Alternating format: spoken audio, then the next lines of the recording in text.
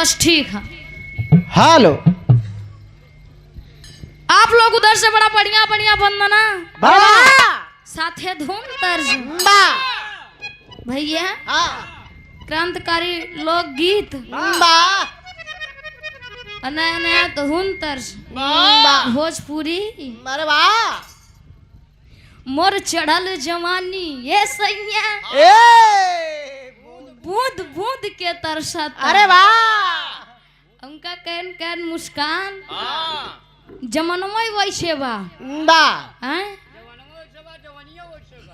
धोखेबाज रजऊ बा उड़नबाज रजऊ। अरे वाह सब कुछ ठीक बचा चल लेकिन जान ला एक गलती करे है यार। हाँ इतना पहले इस कार्यक्रम में हमका बुलाए लिया लेकिन चाचीस मिलवाया नहीं। आए आए आपसे मिलवाएंगे हैं? चाचीस नहीं बुआ से मिलवाए दे होते संतराम चाचा साथे दिया कि आए रहे। शिव कुमार भैया छोलब काम चलावत हैं तो हाँ का करे लिया। हाँ हमारे मौसी हाल चाल नहीं ले लेकिन बुआ का नहीं बताया। बुआ कैसे हैं चाचा?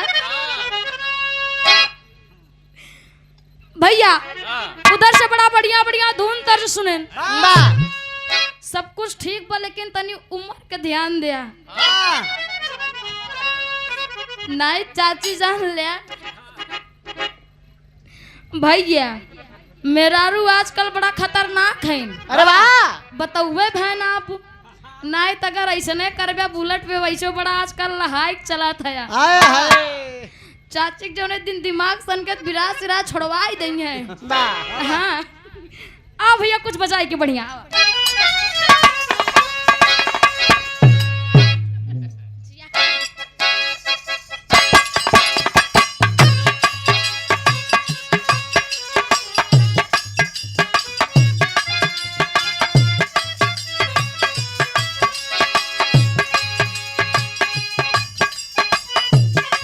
क्या बात है?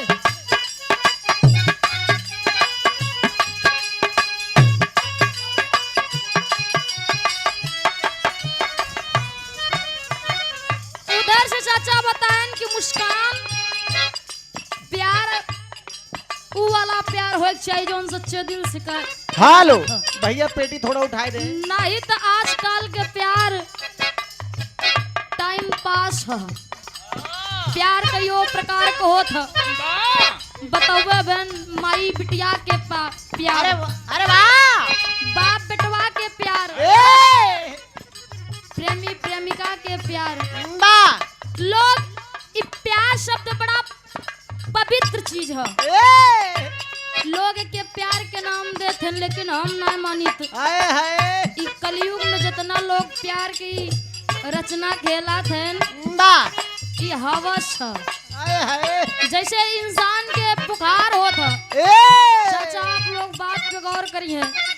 बुखार हो दवाई खा 4 दिन बाद उतर जात बुखार। अरे वाह वैसे ही जोन प्यार वाला होता पहली नजर में मुलाकात प्यार दूसर के दिन कांटेक्ट नंबर आ इकरार हाँ तीसर के दिन हाँ हेलो जानो बाबू सोना शुरू हो जाए। हाँ? अनुभव बोल 6 महीने इतना बढ़िया रिलेशनशिप रही बा कि एक दूसरे से कहेंगे हम तोरे बरे जिया बना ए जान दे दे मरी जावे। अरे वाह लड़किया कहे हे बाबू हम हो तोरे बिना ना जियब हम तू बियाह करब। ओ लेकिन जब वो वाला काम हो ही जाए आए हाय तो 6 महीना बाद ब्रेकअप। बा तब इल्जाम लगाएंगे कहेंगे ये फलानी ए तू ऐसे नहीं हऊ हाँ देखियो उसी बतियात हाँ रहू भाई व्यस्त रहा तू हाँ? बहुत बिजी बताओ तो नंबर जात रहू मार्केट देखियो करे साथे बैठ के गऊ हूँ। आए हाय लड़कियों कहे तू जानी थी आए रात रात में व्हाट्सएप पे ऑनलाइन रहा था ए कैसी चैटिंग करा थू आए हाय फोन करी तो बेटिंग आवत है ओ काबू भैया हैं बा 1 बजे रतिया तार भैया करता है। ए मौसी के बेटवा है लड़कवा का अच्छा देखा हमार तार अब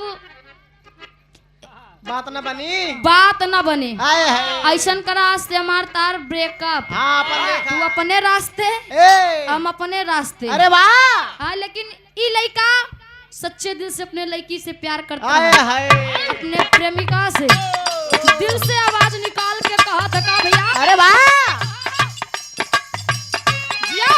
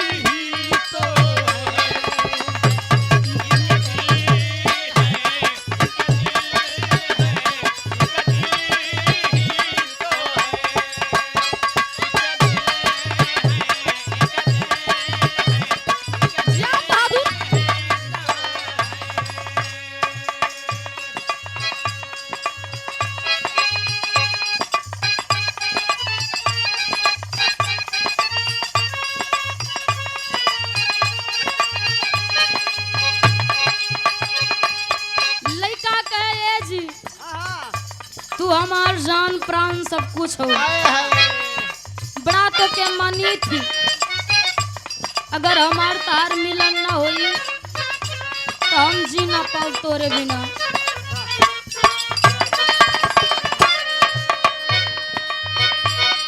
जरूरी है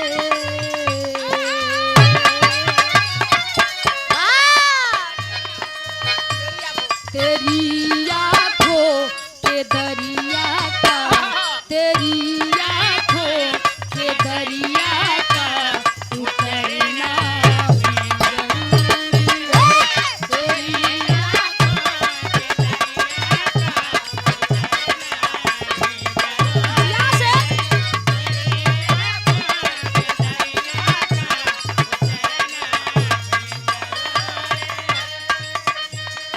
जरूरी है कि हम दोनों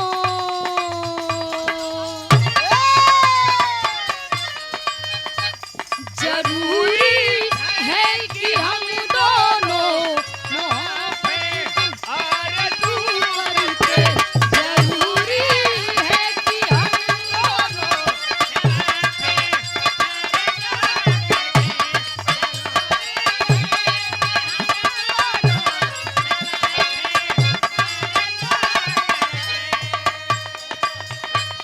मोहब्बत भी जरूरी है, मोहब्बत भी जरूरी है, बिछड़ना भी जरूरी है। मोहब्बत भी। आप आदरणीय श्री मुन्ना लाल डेरी वाले,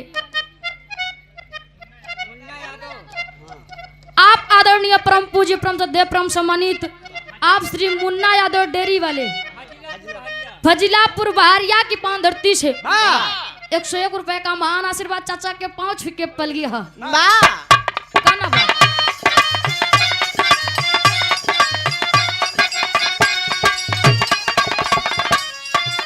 वो लड़का कहा था का सलामे इश्क मेरी जा जरा कबूल कर ले।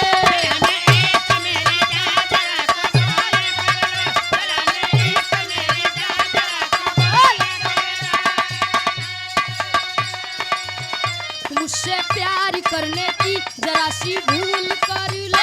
मुझसे प्यार करने की जरा सी भूल जी हाँ धर्मेंद्र भैया।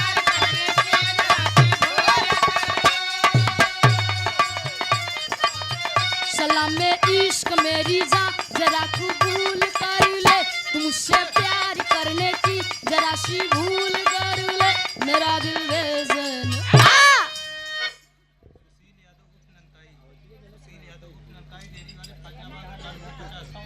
आप आदरणीय परम पूज्य परम सदैव परम सम्मानित आप सुनील यादव डेरी वाले फजीलाबाद उर्फ कालूपुर भैया जी के कर कलमोदार 51 रुपए का महान आशीर्वाद बहुत बहुत प्रणाम भैया के। कैसे सलामे इश्क मेरी जा जरा कबूल कर ले। मुझसे प्यार करने की जरा सी भूल कर ले। मेरा दिल बेचैन है हम सफर के लिए। मेरा दिल बेचैन है हम सफर के लिए। मेरा दिल बेचैन है हम